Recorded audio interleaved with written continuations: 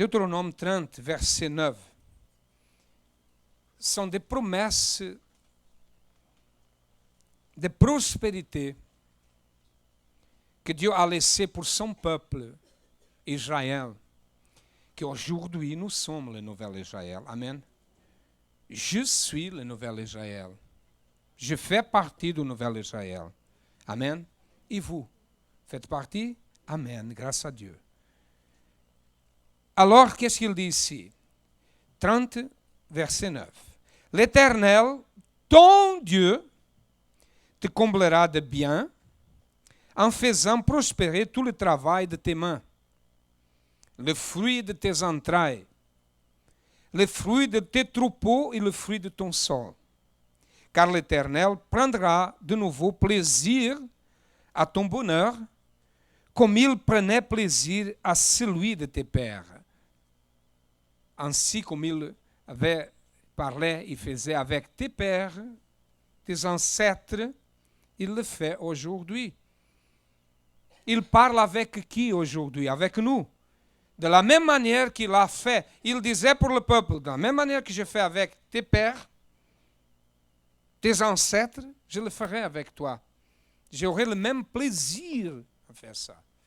Et aujourd'hui, comme les autres sont déjà morts, c'est pour nous qu'il parle. Amen. C'est pour nous qu'il parle. Il promet quoi? Bénédiction dans tous les aspects. Les fruits de tes entrailles, ça veut dire ta famille, tes enfants seront prospères. La même promesse qu'il a fait à Abraham, à Isaac, à Jacob. Il le fait aujourd'hui pour nous tous. Amen. Lorsque tu, maintenant, il vient quoi? Les conditions. Toutes les choses ont une condition. Vous savez pourquoi les difficultés existent? Même pour ceux qui sont de Dieu, existent des difficultés. Vous savez pourquoi? Pour que Dieu puisse faire la différence. Sinon, il n'avait pas de différence.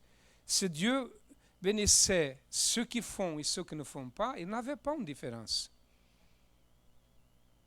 Si les barrières sont là, beaucoup de fois, c'est pour faire la différence, pour voir ceux qui sont dans la foi et ceux qui ne sont pas. Ceux qui sont dans l'émotion et ceux qui ne sont pas.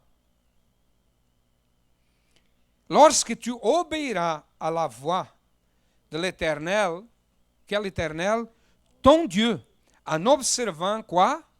Ses commandements et ses ordres écrits dans ce livre de la loi.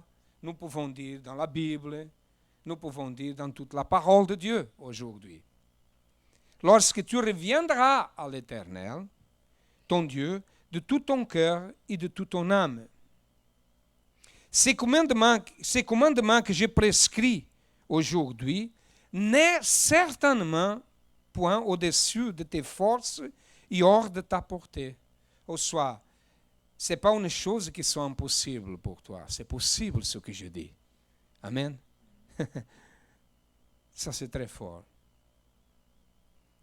Ah, si tout le monde pouvait comprendre ça. Vous savez ce qui se passe?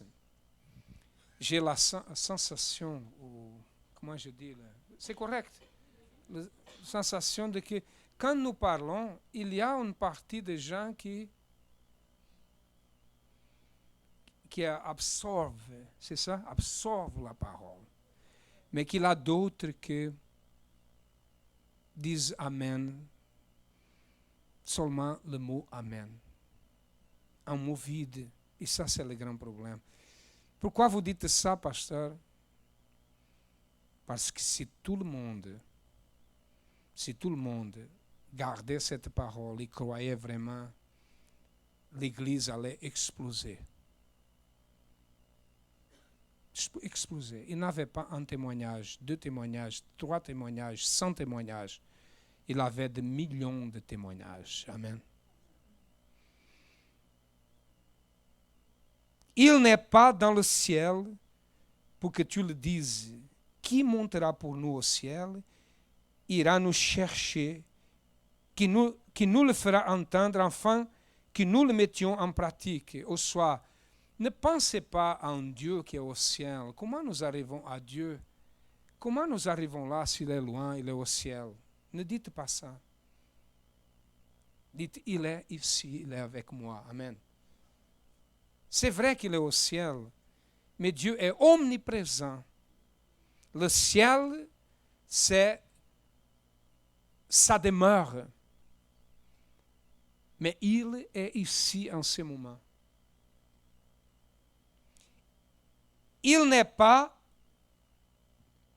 de l'autre côté de la mer pour que tu dises, qui passera pour nous de l'autre côté de la mer, ira nous le chercher, qui nous le fera entendre, afin que nous le mettions en pratique. Ou soit, est-ce que la bénédiction, c'est d'autre côté? Est-ce qu'elle est au ciel? Non, elle n'est pas au ciel ni d'autre côté. Elle est ici, dans votre vie. Amen. Et après, il dit, c'est une chose au contraire, qui est tout près de toi, dans ta bouche et dans ton cœur, afin que tu la mettes en pratique. Amen. C'est dans ta bouche et dans ton cœur. La bénédiction, l'accomplissement de cette parole, l'accomplissement de la promesse de Dieu, elle est dans ton cœur et dans ta bouche. Elle est ici et ici. Quand nous croyons vraiment et nous confessons la victoire et nous déterminons la victoire, sera réalisée, comme nous disons, parce que c'est quelque chose qui a été écrit. Écrit selon l'ordre de Dieu. Amen. Pourquoi il y a des personnes qui font la différence? Il y a d'autres qui ne font rien de différence. Ça dépend de la propre personne, ne dépend pas du pasteur, ne dépend pas de l'Église, ne dépend pas de la parole de Dieu, de l'apparence, de la race. Dépend exactement de vous, de nous.